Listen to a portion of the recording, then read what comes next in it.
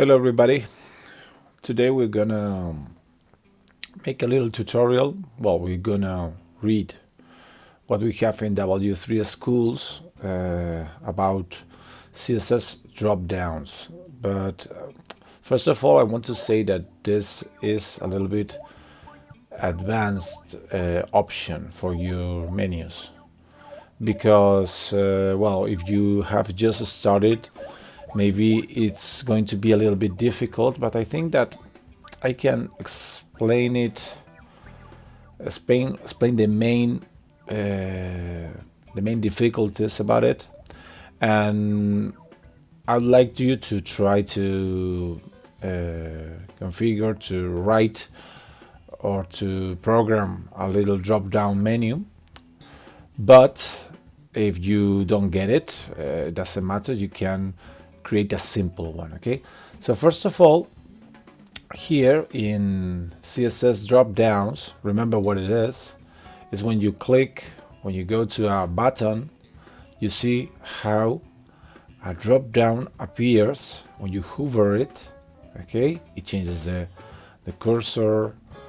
You can see these three other buttons or list of links, and we're gonna see how this all works, just explaining one example. I have just opened it up.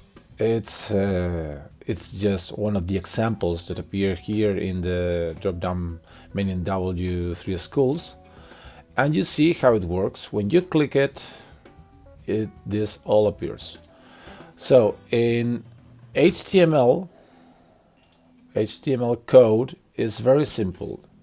We have a div, so we have a box. The box will be the box that has this all elements, all of it. That's the big box. And after that, you have inside the box, the big box, you have a button and then a list of links without borders, without, well, it has lots of features that you have to manipulate so you get the effect that you want. But these are all the elements. So you have, first of all, you see here a div with a class called Dropdown, then a button. You can delete all the classes and you'll see which is the content. Okay, so if I see this, you have a button and three links. Okay, and the links are one next to the other. So we're gonna just, I will put again all of it, and you can see it. Well, you see that they are always like there. Okay, so first of all, we will talk about the classes. Okay, the big box has a class called Dropdown, and Dropdown just does one thing. It's like putting the position relative, and the display is inline block. Well, inline block is that that if it can be put in line a text, it will be line, but always maintaining its big or its whole structure. Okay, I have here another example here to see what's the meaning of the inline block. You see here that the same block can be in three different formats. One is to display inline, so the box is next to the text and respects the text's limits. Okay, and the inline block doesn't respect it, but it puts inside the text. And if you put it block, it doesn't respect anything. It goes to the next line, and after that to the next, to the other one, because you can't put, if it is a link or every element that is has the block display, you have one element in one row and respecting its limits. So here we have, well, the limits, its own size. Okay, so we have here this drop down element, which is a big block, and after that we have inside a button. This back button, you can change the color. Here the background color can be tomato. I'm going to change it. The padding, the font size. You know that the box model has lots of features and you have to just manipulate them. This one, the cursor, is to change the, when you put the mouse over it, imagine now it's tomato, and when I put the cursor there you can see an arrow, but if I put the pointer it will change and appear a hand. Okay, so it's just for that. So it's a little button, and after that you have the same with these links. We have for another element, that is the drop down content. Drop down content, display none, position absolute, background color. I will put now blue so you can see the difference. So you can see now it is blue. Okay, so this is the content. Okay, blue, main width, box shadow. Okay, well, I think that maybe we'll have to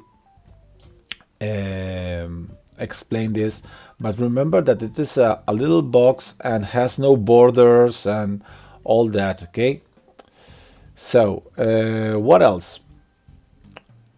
We have to just understand how this appears. Okay, I will change it because this blue is annoying, and now it's better. Okay, so drop down content A is just to say the content, these elements, how they are. There's black, the padding, because this drop down content is for the whole box, the list of links. Okay, for the whole list, and after that each link is a content A element. So the A elements inside are drop down content. Okay, so here we have what I think is the most important part. The drop down content has a display none. And what's a display none? Display none is when we don't want to see this element. So if I delete this, you can see that all the element appears, and with the whole style and every effect, but you don't have the effect of not seeing it and displaying it when you hover the button. So what if we want to don't see it, we have to put display none. Do you see this? Very well. So now how can we make this effect? Is because we are creating, here we have 3 other hover options. So when we first of all, when we hover the drop down, okay, drop down hover, inside drop down content will be displayed, and will be displayed block. So this is what happens. First of all, the drop down content is none. Okay, remember the content is this box, the box with the 3 links, but the drop down is the box that takes all the elements, not just the links, also the button. So when we hover the button, the drop down content, which was with display none, changes, and now the display is block. I can put inline and you see the difference. Run. Do you see this? If it is inline, it goes to the next line. Okay. If you say block, you will go to the next line. So block. To put, and remember, if you say inline block, block. Well, block, no, inline block, well, it doesn't matter. I think that is not the most important thing now. Okay, because we don't have many options. So block, I will put it block as it was, because this is for drop-down content A. Yes, because this is the display block is for the whole block. This will be different if I put here inline. You see here how it changes the whole structure, but in inline block you will see it all, but inline, not taking the whole structure of it. Okay, just the fonts, the text, not all the object. So we will use here block. Okay, and this is the effect we want. This is not this video is not about display. It's the video about making a menu, and if you have problems with the display, we will talk about it in class, or you can ask questions. So when we hover, we work here. When we hover the drop down, the inside drop down content will be display block. Okay, and that's what happens. These other hovers are for the drop down content A. If we have drop down content and we hover it, the background color changes. Okay, we are hovering these elements.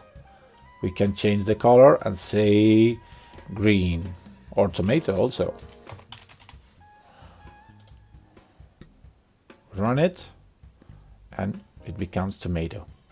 Okay, and when we drop down hover, drop down button, the background color changes. The drop down is the, well, we could put yes, don't hover, the inside element, the button changes the color. So you see here that the color changes.